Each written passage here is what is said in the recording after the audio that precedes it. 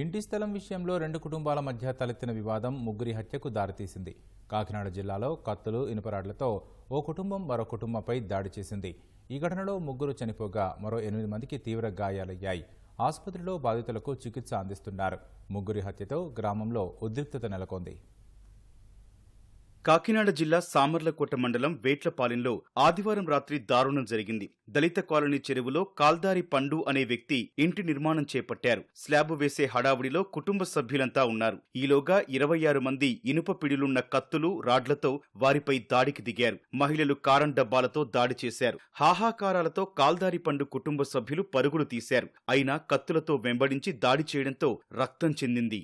కాల్దారి పండు దళిత కాలనీలోని చెరువు స్థలం ఆక్రమించి నిర్మాణం చేపడుతున్నారని బచ్చల కుటుంబానికి చెందిన వారు వ్యతిరేకించారు. గత 3 నెలలుగా ఈ వివాదం నడుస్తోంది. గ్రామంలోని పంచాయతీకి ఫిర్యాదు చేశారు. అయినా వివాదం సద్దుమణగలేదు.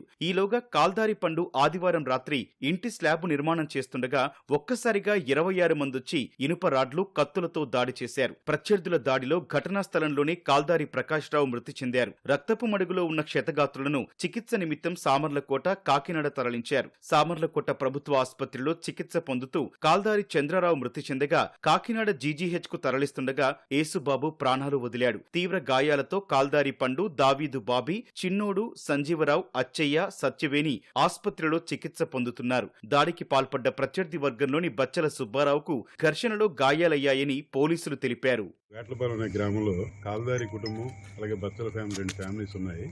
ఈ కాల్దారి ఫ్యామిలీ ఒక హౌస్ కన్స్ట్రక్షన్ చేసుకుంటుంది. ఆ హౌస్ ఏంటంటే మాల్ చెరువు అని చెప్పేసి దానిలో కొంత స్థలం ఆక్రమించుకున్నారనేసి ఒక ఇష్యూ వాళ్ళ కుటుంబాల మధ్య నడుస్తుంది. ఈరోజు ఏంటంటే వాళ్ళు స్లాబ్ వరకు వచ్చింది. ఈరోజు స్లాబ్ కాంక్రీట్ వేసుకుంటుండగా వాళ్ళంతా కూడా వీధి వాళ్ళంతా కలిపి ఈ బచ్చులు జకరయ్య, తర్వాత బుల్లబ్బాయి, నెక్స్ట్ వాళ్ళ వర్గం అంతా కలిపి రావడం, వీళ్ళేమో పని ఆపకపోవడం, దాడి చేయడం జరిగింది. ఈ దాడిలో ఏంటంటే అక్కడికక్కడే స్పాట్లో ఒక వ్యక్తి చనిపోయారు. అలాగే హాస్పిటల్లో కూడా ఈరోజు ఇద్దరు వ్యక్తులు చనిపోయారు. ఈ కేసు ప్రస్తుతానికి దర్యాప్తు.